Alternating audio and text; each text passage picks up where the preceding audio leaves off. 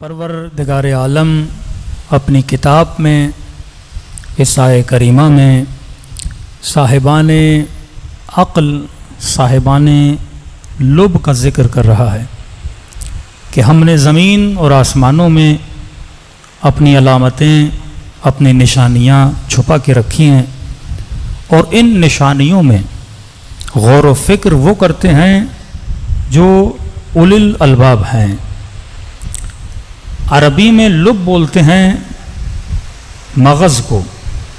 जब आप अखरोट लेते हैं तो उसके दो हिस्से होते हैं, एक उसका कवर होता है, एक उसके अंदर मगज़ होता है। तो उलिल अलबाब वो होते हैं कि जिनके अंदर मगज़ मौजूद हो, और वो साहिब लुब नहीं, मतलब अखरोट का कवर हो पर अंदर मगज़ न हो। तो खुदा कहता है कई लोग ऐसे हैं जिनका जिस्म इंसानी कवर में तो है पर उनके अंदर मगज़ नहीं है। अगर मगज़ हो तो अली को अपना मौला माने, अगर मगज़ हो तो वो हिदायत लें, अगर मगज़ हो इंसान में तो इंसान अल्लाह की निशानियों से सीखता है। तभी कहा ये मत देखो ये जितने लोग चल रहे हैं ये साहिबान अक़ल हैं। कभी रसूल ने अपनी हदीस में कहा ये चलते फिरते मुर्दा हैं। असल जिंदगी ये नहीं कि जिस्म चले, असल जिंदगी ये है कि बंदे की अक़ल चले। अगर अक़ल काम न करे तो वो एक मुर्दा इंसान है, क्योंकि हमारे यहाँ जिंदा उसे बोला जाता है जिसकी बॉडी में हरकत हो, एक्टिविटी हो। तो इस तरह तो कितने हैवानात हैं जिनमें एक्टिविटी है, जिस्म चल रहे हैं, गधे चल रहे हैं, बिल्लियाँ चल रही हैं। लेकिन अल्लाह की निगाह में अगर मेरा चलना भी गधों जैसा, बिल्लियों जैसा और हैवानों जैसा हो, फिर मेरे अंदर और उस बिल्ली में कोई फ़र्क नहीं है।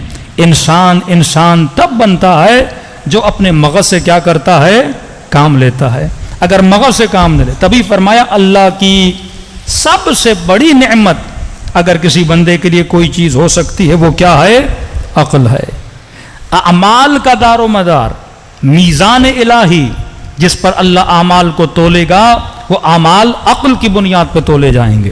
खुदा कसरत को नहीं देखता, क्वांटिटी को नहीं देखता, क्वालिटी को देखता है कि बंदे ने जो नमाज पढ़ी है वो नमाज आक़िलाना है कि नहीं, इसने मजलिस इमाम हुसैन में शिरकत की है, इसकी शिरकत आक़िलाना है कि नहीं है। मिसाल देता हुआ चलूँ, अब एक बंदा पूरी रात नमाजें पढ़े, पूरी रात परवरदिगार आलम के लिए अहया करे, जागे, अल्लाह का राज और नियाज करे, क्या खुदा इसे अजर देगा? क्या अजर क्वांटिटी पे होता है?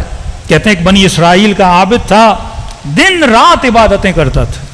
मलाइकों ने देखा कि परवरदिगारा जो बंदा इतनी तेरी इबादत करे, हम देखना चाहते हैं तू जन्नत में से कौन सा मकाम अता करेगा। तो परवरदिगार आलम ने कहा वो जो जन्नत का निचला तरीन मकाम है, यानी समझो 100 मंजिला कोई बिल्डिंग है और सबसे आखिरी जो मकाम है जन्नत का वो मैं इसे दूंगा। तो मलाइक परेशान हो गए, परवरदिगारा अब दिन में हैं ही 24 घंटे, बंदा और तेरी इबादत कितनी करे, जो इतनी इबादत करे तो उसे ये मकाम दे रहा है, और जो जन्नत के आला तरीन मकाम पर होगा।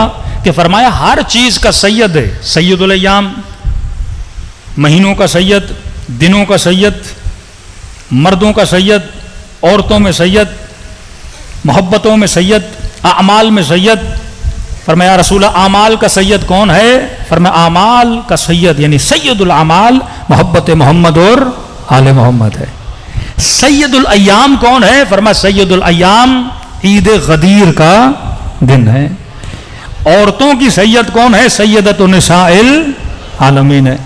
इसी तरह जन्नत के भी मकामात हैं, जिस तरह आप दुनिया में देखते हैं फला बंदा कोई कोरंगी में, कोई औरंगी में, कोई अंचोली में, कोई DHA में, कैटेगरी वाइज इलाके तकसीम शुदा हैं। फरमाया जन्नत का जो सैयद जन्नत के मकामात से वो मकामुल फिरदौस है, जो आला तरीन मकाम है। अब मलाइक ने परेशानी पूछा, परवरदिगारा जो बंदा इतनी इबादत करे, यानी 4-5 घंटे सोता है, फिर उठता है, फिर मुसल्ले इबादत पर बैठ कर तेरी इबादत में मशगूल हो जाता है, और कितनी इबादत करे कि इतनी इबादत करने वाले को तू इतना कम मकाम देगा? तो बता तो सही आला मकाम किसे मिलेगा? खुदा ने कहा काम कर, पहले जाके उससे मिल के आ, फिर तुझे अंदाजा होगा कि मैंने उसे इतना निचला मकाम क्यों दिया। بشرن سویہ، اسے بشری لباس میں ملک کو بھیجا، تمثیل کی اس کی. یہ آیا اس بنی اسرائیل کے دن رات عبادت کرنے والے عابد کے ساتھ ملنے. کہتے جیسے بیٹھا، بہار کا موسم تھا، زمین پہ ہریالی، سرسبز گھاس اگی ہوئی تھی زمین پر. عباد اللہ کی نشانی ہے کہ وہ جب اللہ کی نعمتوں کو دیکھتے ہیں تو سبحان اللہ کہتے ہیں. نعمت کو دیکھ کر ریفرنس خدا کی طرف جانا چاہیے، نعمت کو دیکھ کر سورس پروردگار عالم کی طرف جانا. نادان انسان ہوتے ہیں جو نعمت پہ رک جاتے ہیں. اولیاء کی نشانی نعمتوں سے اپنے ذہنوں کو اللہ کی طرف منتقل کرتے ہیں. کہ جس عابد کو سلام کیا اس نے جواب دیا کہ ماشاءاللہ آپ دن رات عبادت کرتے رہتے ہیں، کتنے بڑے عابد ہیں. کہ اللہ کا شکر ہے. کہ کھانا پینا کھائیں گے؟ کہ نہیں، میں روزے کے عالم میں ہوں. کہ ٹھیک ہے. کہ کوئی شکایت؟ روزگار کیسے گزر رہا ہے، دن کیسے گزر رہے ہیں؟ اس عابد نے کہا الحمدللہ ہر چیز اچھی گزر رہی ہے، لیکن ایک چیز پر مجھے دکھ ہے. کہ کیسی؟ کہ دیکھو اتنی ہریالی، سرسبز زمین، کتنا ہرا بھرا موسم، اللہ کی حکمت کے خلاف ہے. کہ کیا؟ کہ اتنی ہریالی ہے، اب دیکھو گے 1-2 مہینے گزریں گے، ساری سبزیاں، ساری ہریالی سوکھ جائے گی، یہ ساری فصلیں ضائع ہو جائیں گی. اچھا نہ ہوتا خدا اپنے گدھے کو بھیجتا، وہ اس گھاس کو کھاتا تاکہ یہ گھاس ضائع نہ ہوتی. یہ بندے خدا جو ملک کے مقرب خدا اس کے پاس آیا تو پریشان ہو گیا. کہ بندہ خدا تو دن رات عبادت کر رہا ہے، پروردگار عالم کا کیا کوئی گدھا ہوتا ہے؟ اس نے کہا تم کیسی باتیں کر رہے ہو؟ جو میرے پاس گدھا ہے تو خدا کے پاس اور بھی بڑا ہوگا. ہمارے پاس بھینسیں ہیں، گدھے ہیں، ہر چیزیں، تو کیا خدا کے پاس نہیں ہوں گی؟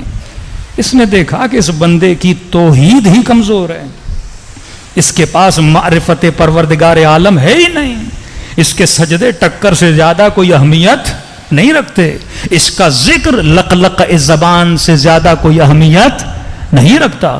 تبھی فرمایا التفکر ساعہ، 1 گھنٹے، بعض علماء فرماتے ہیں 1 لمحے کا سوچنا افضل من 70 سنہ، 70 سال سے افضل ہے. یہ 70 سال بار بار آپ مثال سنتے ہیں اہل بیت کے کلام میں. 70 سال ایک بندے کی ایوریج لائف ہوتی ہے. لوگ 70 سال جیتے ہیں اور دنیا سے چلے جاتے ہیں. پاکستان میں تو 55 اور 60 ایئر سے زیادہ کوئی جیتا بھی نہیں ہے. تو 70 سال کی زندگی، تو ترجمہ اگر اس طرح کیا جائے تو غلط نہیں ہوگا. 1 لمحے کا سوچنا 1 عمر کے برابر ہے، ایک پوری زندگی کے برابر ہے.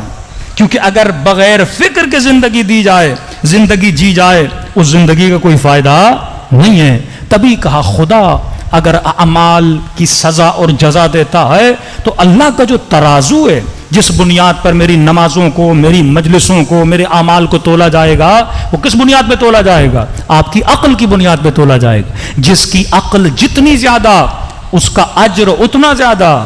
اب عقل کل ہیں رسول، اور رسول نے کہا انا مدینۃ العلم وعلی بابها، میں شہر علم ہوں اور علی اس کا کیا ہے؟